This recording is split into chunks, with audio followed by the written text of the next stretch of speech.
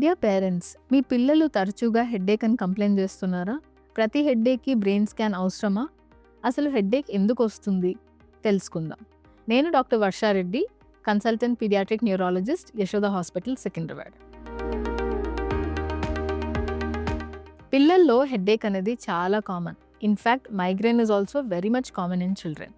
So ప్రతి హెడ్ఏక్ని ఎప్పుడు అడ్రస్ చేయాలి, ఎప్పుడు స్కాన్ చేయించాలి, పిల్లల్లో ఏ చిన్న డిస్టర్బెన్స్ వచ్చినా, అంటే స్లీప్ తక్కువైనా, సరిగ్గా మీల్స్ తినకపోయినా, డీహైడ్రేషన్ వల్ల, excess physical stressful activity and any kind of stress and even increase in screen time వల్ల హెడ్ఏక్ అనేది వస్తుంది.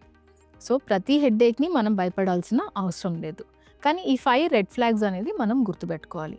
ఫస్ట్ రెడ్ ఫ్లాగ్ ఏంటంటే, మీ పిల్లలు పొద్దున లేచిన వెంటనే హెడ్ఏక్ అని కంప్లైంట్ చేస్తున్నారా? ఈ హెడ్ఏక్తో పాటు వామిటింగ్స్ అవ్వడం, పదే పదే వామిటింగ్స్ అవ్వడం, డల్గా ఉండడం అవుతుందా?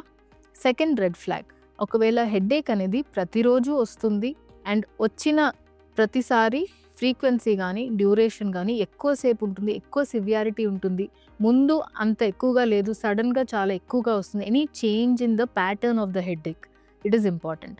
థర్డ్ థింగ్ వచ్చేసి, పిల్లలు పడుకున్నాక నిద్రపోయేటప్పుడు లేచి మరీ హెడ్ఏక్ అని కంప్లైంట్ చేస్తున్నారా? అసలు హెడ్ఏక్ వల్ల స్లీప్ డిస్టర్బెన్స్ అనేది అవుతుందా అంటే it is a red flag. Fourth thing, headache వచ్చినప్పుడు హెడ్ఏక్తో పాటు మనకు న్యూరలాజికల్ సిమ్టమ్స్ ఏవైనా కనిపిస్తున్నాయా? అంటే ఏదైనా వీక్నెస్, ఒక సైడ్ లెఫ్ట్ సైడ్ కానీ రైట్ సైడ్ కానీ ఒక ఆర్మ్ వీక్నెస్, నడిచేటప్పుడు బ్యాలెన్స్ తప్పిపోవడం, ఆర్ హెడ్ఏక్ వచ్చాక ఫిట్స్ లాగా రావడం అండ్ బేబీ డల్ అయిపోవడం, and any new behavioral change, any changes neurologically along with headache is a red flag. Fifth one and most important, which is an emergency, is like a worst headache of the child. అంటే ఇప్పటి వరకు ఎప్పుడు ఇంత severe headache రాలేదు, ఇదే severe headache సడన్గా within few సెకండ్స్లో చాలా తీవ్రంగా వస్తుంది అంటే it is a red flag. For that urgent scan is required. So ఈ 5 రెడ్ ఫ్లాగ్స్ మనం గుర్తుపెట్టుకుంటే హెడ్ఏక్ అనేది we can handle it very well. And ఒక very important request or an advice for the parents is that, ఎప్పుడైతే మీ పిల్లలు headache అని చెప్తున్నారో హెడ్ఏక్ డైరీ అనేది మెయింటైన్ చేయండి. సో తరచుగా హెడ్ఏక్ వస్తూ ఉంటే ఎవరికి మెమరీ అనేది ఉండదు, how is the presentation the last few months. So headache డైరీలో మనము ఫస్ట్ ఆఫ్ ఆల్ హెడ్ఏక్ ఎప్పుడు వచ్చింది, ఏ డేట్లో వచ్చింది, ఎంత డ్యూరేషన్ ఉంది, ఎంత సివియారిటీ ఉంది, ఎంతసేపు ఉంది, అండ్ హెడ్ఏక్ వచ్చినప్పుడు ఆ రోజు పిల్లల యాక్టివిటీ, అంటే మీల్ స్కిప్ అయ్యిందా, ఆ రోజు ఏమైనా స్క్రీన్ టైం ఎక్కువైందా, నిద్ర సరిగా పోలేదా, ఇలాంటి అసోసియేటెడ్ బిహేవియరల్ చేంజెస్ కానీ ఆ రోజు ఉన్న యాక్టివిటీస్ మెన్షన్ చేయడం.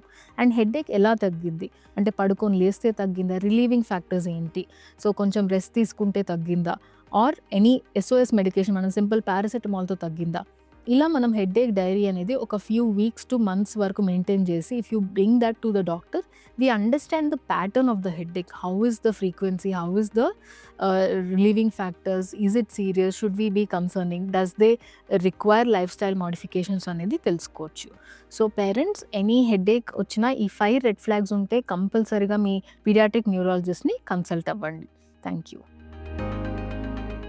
If you found this video useful, like, comment, and subscribe for more health updates.